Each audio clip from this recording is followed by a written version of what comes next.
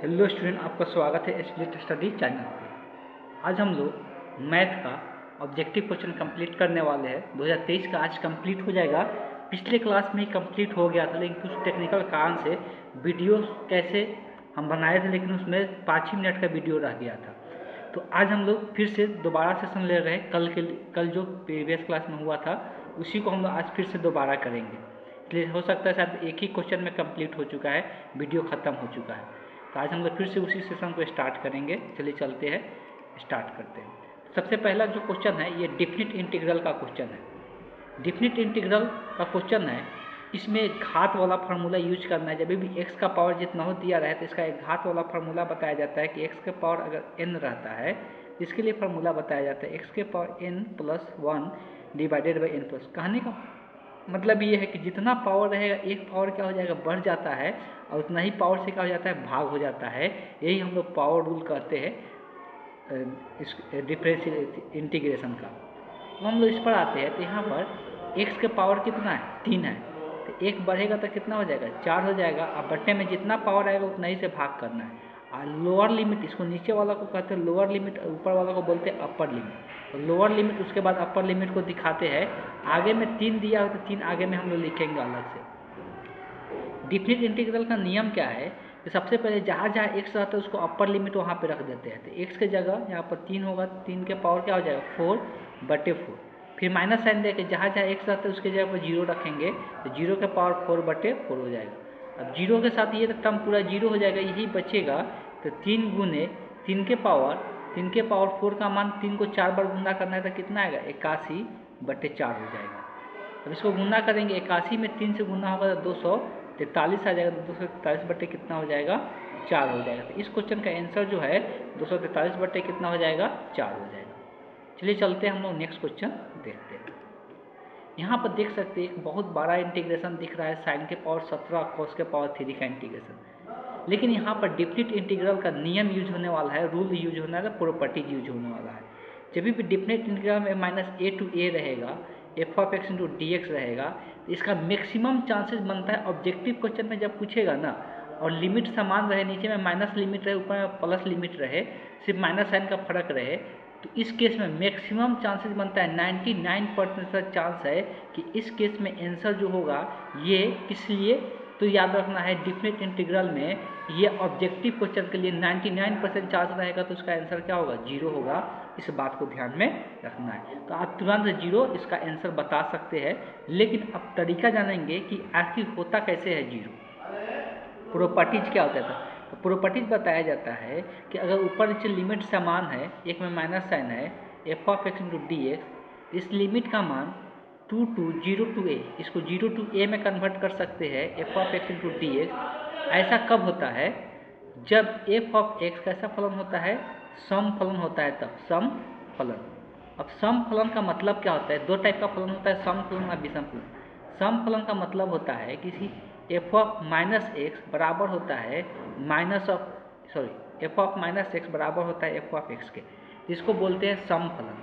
f(-), यहाँ पर x की जगह -x को रिप्लेस करते हैं, फिर भी वो f(x) के बराबर ही आ जाता है, तो उसको सम फलन बोलते हैं। सम फलन केस में इतना होता है।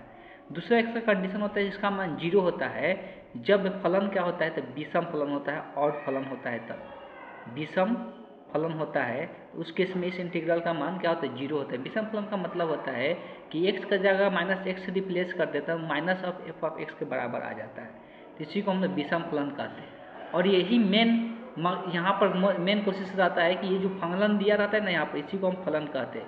ये जो फलन दिया रहता है ये क्या हो जाता है, ज़्यादातर विषम फलन ही आएगा ऑब्जेक्टिव क्वेश्चन में, जब भी ऐसा लिमिट दिया रहता है। इसी कारण से इसका आंसर क्या हो जाता है, 0 हो जाता है। अब चेक करने के लिए तो हम लोग चेक भी कर सकते हैं। इसको फलन पहले मान लेते हैं, साइन के पावर कितना है, 17 है। साइन के पावर 17 का मतलब है कि इसके टोटल के पावर 17 होता है। कॉस x के पावर 3 का मतलब है इसके टोटल के पावर कितना है, 3 है। अब बात करते हैं साइन के पावर 17, तो x को रिप्लेस करना है -x से, तो हो जाएगा क्या, साइन -x के द पावर 17। यहाँ पर भी कॉस -x के द पावर 3। हमको पता है कि साइन के अंदर अगर माइनस रहता है तो वो माइनस क्या होता है, बाहर निकल जाता है। तो साइन x के पावर क्या है, 17। यहाँ पर कॉस के अंदर जो माइनस रहता है वो माइनस खत्म हो जाता है, माइनस को बाहर नहीं निकालते हैं। तो कहने का मतलब ये है कि अब इसके पूरा का पावर 17 है, जब भी ऑड पावर रहता है मतलब विषम पावर रहता है तो निगेटिव साइन हमेशा बाहर आ जाता है, अगर वही सम फलन रहता है तो निगेटिव साइन खत्म हो जाता है, तो साइन के पावर 17 रह जाएगा। यहाँ पर भी कॉस के पावर क्या लिख सकते हैं, 3 लिख सकते हैं। यही क्या था, यही एफ ऑफ एक्स था, इसी को एफ ऑफ एक्स माना था ना, तो ये क्या हो जाएगा, minus of F of x के बराबर हो जाएगा। इससे क्या पता चल रहा है कि minus of F of x minus of F of x के बराबर हो जाए, मतलब एक्स की जगह माइनस रख रहे हैं तब फलन के आगे माइनस आ जा रहा है, तो इसकी कैसा फलन है, विषम फलन है। विषम फलन होगा तो उस केस में इसका आंसर क्या हो जाएगा, 0 हो जाएगा। तो इस इंटीग्रल का मान क्या हो जाएगा, 0 हो जाएगा। ध्यान में इसको रखे, इसको सही से ध्यान में रखिए, ज़्यादातर मैक्सिमम केस बनता है कि आंसर क्या होगा, 0 ही होगा। चलिए चलते हैं हम लोग नेक्स्ट क्वेश्चन देखते हैं। सेम क्वेश्चन यहाँ पर दिया हुआ, आँख मूंद के आंसर लगा सकते हैं 0, फिर भी अगर फलन चेक करना चाहते हैं तो यहाँ पर फलन दिया, एक क्वेश्चन में कुछ मिस्टेक किया हुआ है। ठीक, इस क्वेश्चन में क्या किया हुआ, कुछ मिस्टेक है। यहाँ पर इंटीग्रेशन शायद पूछा है -1 to 1 एक्स के पावर 17 और कॉस के पावर 3x इंटू dx पूछा गया है। ठीक, तो यहाँ पर भी आंसर मैक्सिमम चांसेज है कि 0 ही होगा। ऐसे चेक करने के लिए कर सकते हैं, फलन का मान दिया हुआ है एक्स के पावर 17 कॉस के पावर 3x। अब x की जगह -x से रिप्लेस करते हैं तो -x के पावर कितना हो जाएगा, 17 और कॉस क्यू, यहाँ पर भी फिर कॉस के एंगल में माइनस होता है तो माइनस हट जाता है, कॉस के एंगल में यहाँ पर फिर से ये ऑड पावर है तो माइनस क्या होगा, बाहर निकल जाएगा, खत्म नहीं होगा। इसका माइनस तो ऐसे ही खत्म हो जाता है। ये एंगल का सूत्र होता है कॉस माइनस थीटा जो होता है वो किसके, कॉस थीटा के बराबर होता है, तो यहाँ से एंगल ही खत्म हो जाएगा। तो ये भी क्या हो गया, ये minus of F of x का क्या हो गया, बराबर आ गया। इसका मतलब ये कैसा फलन है, ये क्वेश्चन ये दिया हुआ है, ध्यान रखें। तो कैसा फलन है, ऑड फलन है। ऑड फलन होता है, विषम फलन होता है तो उसका इंटीग्रल क्या हो जाता है, 0 हो जाता है। ऑड इवन कब चेक करना है, जब पावर क्या हो, समान हो, एक में निगेटिव हो तब। ठीक है, चलिए चलते हैं हम लोग नेक्स्ट क्वेश्चन देखते हैं। अब आते हैं यहाँ पे, तो दिया हुआ है 3 इंटू इंटीग्रल, देखो रूट एक्स का मतलब क्या है, रूट का मतलब होता है कि किसी का भी पावर कितना 1/2, किसी का भी पावर कितना 1/2। अब हम लोग पावर वाला नियम यूज करेंगे, पावर वाला इंटीग्रल का यूज करेंगे। इंटीग्रल और पावर वाला नियम क्या कहता है कि इसमें एक पावर क्या हो जाएगा, जुड़ जाएगा, और जो जुड़ के आएगा वही क्या होता है, नीचे में लिखाता है, यही इंटीग्रल हो जाता है। इंटीग्रल कॉन्स्टेंट के यूज कर रहे हैं, हम इसके लिख देते हैं 3 इंटू 1/2 में एक जुड़ेगा तो उसका पावर कितना होगा, 3/2 होगा, और नीचे में भी वो जुड़ के क्या आएगा, 3/2 ही आएगा प्लस के। जो नीचे में रहता है उसको ऊपर में लिखते हैं तो वो पलट जाता है, 2/3 क्या हो जाएगा, 3 हो जाएगा, और x के पावर क्या हो जाएगा, 3/2 प्लस के हो जाएगा। ये 3 से 3 कट जाएगा तो बचेगा 2x के पावर 3/2 प्लस के। तो आप ऑप्शन मैच कर सकते हैं, कौन सा ऑप्शन मैच कर रहा है, तो बेस है कि ऑप्शन बी मैच कर रहा है। तो इस क्वेश्चन का जो करेक्ट ऑप्शन है option be the correct option हो जाएगा। इंटीग्रल कांस्टेंट हम लोग कुछ भी यूज कर सकते हैं, इसमें कोई दिक्कत नहीं होता चाहिए।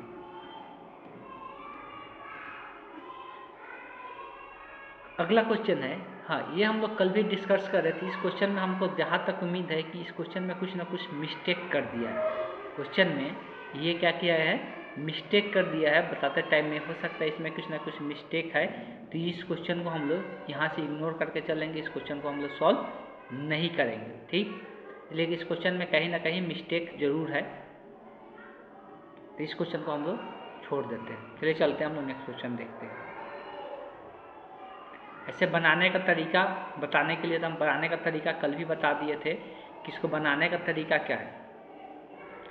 तो ऊपर में 2 पद है और नीचे में भी 2 पद है, तो नीचे का पद को तो हम लोग अलग अलग नहीं कर सकते, ये सभी को पता है कि नीचे का पद को अलग अलग नहीं कर सकते। चलिए एक बार ट्राई करते हैं। एक चीज़ यहाँ पर सिमिलरिटी दिख रहा है, हाँ ये जो कि कल दिमाग में नहीं आया था। यहाँ पर 4 का स्क्वायर क्या लिख सकते हैं, 2 का स्क्वायर लिख सकते हैं। नीचे में a minus B into A plus B का फार्मूला यूज करते हैं। तो फार्मूला क्या होता है, a plus B into A minus क्या होता है, b होता है। यही टूट जाएगा इस पर, और ऊपर में x प्लस 2 है तो ये क्या हो जाएगा, कैंसल आउट हो जाएगा। सॉरी, तो बहुत आसान बन गया, ये पहले कल ध्यान में नहीं गया था, ये बहुत इस क्वेश्चन का आंसर आसान हो गया। अब देखो, जब भी नीचे का डेरिवेटिव ऊपर में रहता है तो हमेशा नीचे वाला का क्या करते हैं, लॉग लेते हैं। एक इंटीग्रल का फॉर्मूला होता है, बहुत ये इंपॉर्टेंट होता है, इसको याद भी रखना जरूरी होता है। ऊपर में डेरिवेटिव रहे नीचे वाला नीचे वाला का अगर ऊपर में डेरिवेटिव रहता है तो नीचे वाला का क्या लग जाता है, लॉग लग जाता है। नीचे वाला का क्या लग जाता है, लॉग लग जाता है। तो यहाँ पर 2x - 1 का डेरिवेटिव का बात करते हैं तो 2 का तो 0 होता है, x का 1 आता है, तो मतलब डेरिवेटिव क्या आएगा 1। मतलब नीचे का डेरिवेटिव ऊपर में है तो नीचे वाला का क्या लगा देना है, लॉग लगा देना है। तो log x - 2 हो जाएगा, प्लस में k हो जाएगा। अब आप इस ऑप्शन को देख सकते हैं कौन सा ऑप्शन मैच कर रहा है, तो option see the correct option हो गया इस क्वेश्चन का। चलिए चलते हैं हम लोग नेक्स्ट क्वेश्चन देखते हैं, बहुत आसानी से बन गया। इस क्वेश्चन का हम लोग बात करते हैं। तो ये क्वेश्चन अगर हम लोग देखते हैं तो सबसे पहले ये ऐसा, जब भी रूट के अंदर नीचे में x का स्क्वायर दिखे, एगो अचर पद दिखे, दो पद दिखे, तो इसका बहुत सारा फार्मूला हम लोग पढ़े, लेकिन एक फार्मूला ध्यान में होना चाहिए, 1/√1 - x²। इसका जो फार्मूला होता है, इसका फार्मूला क्या हम लोग पढ़ते हैं, इसका फार्मूला होता है tan इनवर्स x होता है। क्या होता है, tan इनवर्स x होता है। इसको इस फॉर्म पे हम लोग चेंज कर सकते हैं, इसको हम लोग इस फॉर्म पे चेंज कर सकते हैं। अब देखते हैं, यहाँ पर x के स्क्वायर का आगे 1 है, लेकिन यहाँ पर 9 दे दिया है, तो इसको हम लोग कुछ इस प्रकार से लिखेंगे। 9 को हम लोग लिख सकते हैं 3x के द होल स्क्वायर 3x के द होल स्क्वायर। अब 3 गुणांक है तो बाहर चला जाएगा, और ये रूट के अंदर रहेगा 1 - 3x के द होल स्क्वायर। फार्मूला को ध्यान से देखें, यहाँ ध्यान से देखना है सभी को। यहाँ पर x है, इस x के जगह अब पूरा यहाँ पे क्या दिख रहा है, 3x, मतलब x रिप्लेस हो रहा है कितना से, 3x से। बताए थे जब भी एक x रिप्लेस होगा अलग चर से, तो ध्यान देना है कि अगर दोनों का घात सेम रहेगा, x का घात अगर सेम रहेगा तो सेम इंटीग्रल फार्मूला यूज कर सकते हैं। सिर्फ x के गुणांक से क्या कर देना है, भाग कर देना है। सिर्फ x के गुणांक से क्या कर देना है, भाग कर देना। अब यहाँ पे 9 में क्या दिक्कत था, देखा यहाँ x की जगह x ही था, ये 9 अलग से दिया हुआ था, 9 का स्क्वायर नहीं था, इसलिए यहाँ पे दिक्कत था कि हम लोग डायरेक्ट फार्मूला यूज नहीं कर सकते हैं। तो 9 को इस रूप में चेंज कर लिए। तो अब यहाँ पर x रिप्लेस हो रहा है 3x से, यहाँ पर x² रिप्लेस हो रहा था 9x²। से, तब ये फार्मूला यूज नहीं करेंगे। रैखिक वाला जो होता है वो रिप्लेस होता है, बार बार बताता है रैखिक वाला। रैखिक का मतलब क्या था, जिसका घात 1 होता है, वो किसी दूसरे रैखिक से रिप्लेस होता है, तो उस केस में फार्मूला यूज कर सकते हैं। यहाँ पर द्विघात है, द्विघात रिप्लेस हो रहा है तो वो यूज नहीं कर सकते हैं फार्मूला। इस बात को ध्यान में रखे गौर से, ठीक है, कि x रैखिक वाला रिप्लेस होगा दूसरे रैखिक फॉर्म से, तब जाकर हम लोग फार्मूला यूज कर सकते हैं। लेकिन द्विघात है, यहाँ पर पावर 2 है, तो ये रिप्लेस हो रहा है, तो हम लोग उससे सेम फार्मूला यूज नहीं कर सकते हैं। अब फार्मूला पे आते हैं, यहाँ से इसका फार्मूला क्या है, साइन इनवर्स 3x है। कितना है, साइन इनवर्स 3x। यहाँ पे x का गुणांक 3 है, 3 से क्या हो जाएगा, भाग हो जाएगा, प्लस c। 3 से यहाँ 3 कट जाएगा, तो साइन इनवर्स 3x प्लस क्या हो गया, c हो गया। तो आप ऑप्शन देख सकते हैं, option see the correct option हो जाएगा इस क्वेश्चन का। चलिए चलते हैं नेक्स्ट क्वेश्चन देखते हैं। यहाँ पर भी मजगर है, एक सेक और tan का बात हो रहा है। इसका हम इंटीग्रेशन फार्मूला हम लोग जानते हैं, सेक x into tan x into dx। इसका इंटीग्रेशन फार्मूला सभी को पता होना चाहिए कि ये सेक x का फार्मूला होता है। किसका होता है, तो सेक x प्लस c, इसी का फार्मूला होता है। यहाँ पर देख सकते हैं सेम यही पैटर्न यहाँ पे दिया हुआ है, जो क्वेश्चन पूछा गया 25 इंटीग्रेशन सेक 5x tan 5x। बस इसमें देख सकते हैं ये x रिप्लेस हुआ है किससे, 5x से। तो 5x से रिप्लेस हुआ है, सेम फार्मूला यूज कर सकते हैं, बार बार बताते आ रहे हैं। तो यहाँ पर ये बन जाएगा कितना, सेक एंगल जितना है उतना ही एंगल लिखेंगे, तो 5x है तो 5x लिखाएगा। बस हटते कि x का गुणांक से इसमें क्या हो जाएगा, भाग हो जाएगा, और प्लस में k अचर पद ऐड कर देंगे। अचर पद जिसको कांस्टेंट कहते हैं, तो 5 से ये 25 कटेगा 5 मरतबे, तो क्या आ जाएगा 5 सेक 5x प्लस k हो जाएगा।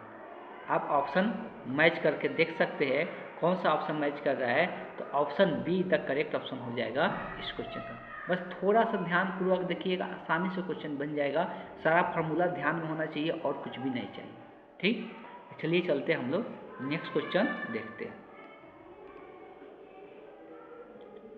अब बात करते हैं सेक स्क्वायर पे। यहाँ पर भी वही सेम चीज़ है कि sec square x into D X का इंटीग्रेशन फार्मूला हम लोग जानते हैं, tan x होता है प्लस में c होता है। सेक स्क्वायर, तो यहाँ पर भी सेक स्क्वायर है, x के जगह सिर्फ क्या दे दिया है, 4x दे दिया है।